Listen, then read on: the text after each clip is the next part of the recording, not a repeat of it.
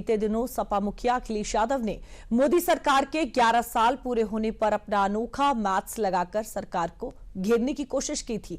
अखिलेश के उसी बयान पर डिप्टी सीएम केशव प्रसाद मौर्य ने करारा पलटवार किया है। अखिलेश के बयान पर यूपी की सियासत में क्या बदलाव लाएंगे, देखना दिलचस्प होगा। देखिए ये रिपोर्ट। देखिए, श्री अखिलेश यादव सबसे ज्यादा उनकी परेशानी 11 साल की उपलब्धियों की नहीं है। अगर कैमरा के बाहर आप उनसे पूछेंगे तो वो भी कहेंगे कि 11 साल में देश 1100 साल आगे गया है।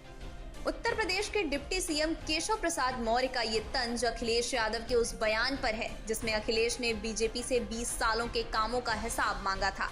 मोदी सरकार के 11 साल पूरे होने पर बीजेपी देश भर में अपनी उपलब्धियां गिनाकर जश्न मना रही है, लेकिन अखिलेश यादव को बीजेपी का ये जश्न रास नहीं आया। अखिलेश ने हाल ही में अनोखे अंक गणित के जरिए बीजेपी पर निशाना साधा था। देखिए, एक हिंदी में कहावत है, 1 पे 1 11, और दूसरी कहावत है 9 2 11।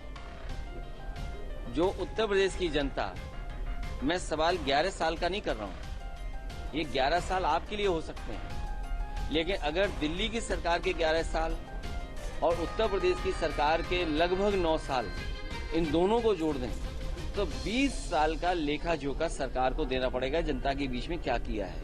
ये बयान यूपी विधानसभा से पहले हर मुद्दे को चुनावी बनाने के प्रयास को दर्शा रहा है। यूपी में अगले साल विधानसभा का चुनाव है, लिहाजा अखिलेश योगी सरकार को भी अपने निशाने पर ले रहे हैं। यूपी सरकार को लपेटे में लेने की कोशिश वाला अखिलेश का ये बयान तब आया है जब मोदी सरकार अपने 11 साल पूरे होने पर अपनी उपलब्धियों को गिना रही है।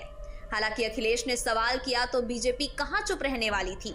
जवाब यूपी की सियासत में अखिलेश यादव के चेर प्रतिद्वंदी यूपी के डिप्टी सीएम केशव प्रसाद मौर्य की तरफ से आया, वो भी ठीक अखिलेश यादव के सवाल के अंदाज में। अखिलेश यादव सबसे ज्यादा उनकी परेशानी 11 साल की उपलब्धियों की नहीं है। अगर कैमरा के बाहर आप उनसे पूछेंगे तो वो भी कहेंगे कि 11 साल में देश 1100 साल आगे गया है, लेकिन जब कैमरा लगाएंगे तो वो कहेंगे 11 साल में कुछ नहीं हुआ है, क्योंकि उनके अपराधी, उनके गुंडे, उनके माफिया, उनके दंगाई, उनके खिलाफ इतनी कठोर कार्रवाई हुई है कि वह तिलमिलाए हुए हैं, बौखलाए हुए हैं।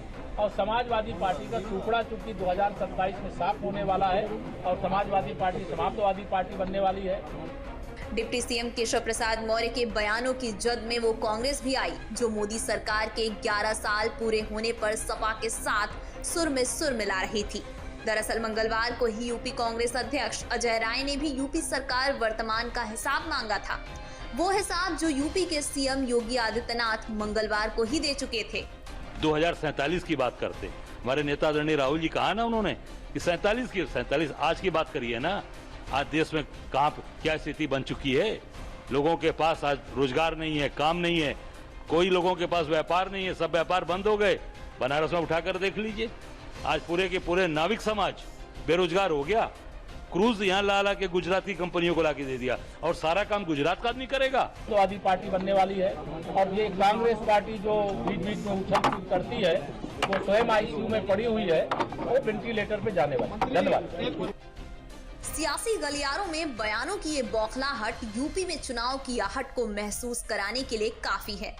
2 बार से सत्ता से बाहर बैठा विपक्ष किसी भी हाल में हार की हैट्रिक नहीं लगाना चाह रहा है, लेकिन बीजेपी ने जिस तरीके से काम किया है, अगर उस काम को जनता तक पहुंचाने में ऐसे ही कामयाब होती रही तो समाजवादी पार्टी के लिए सत्ता एक बार फिर से ख्वाब बन सकती है।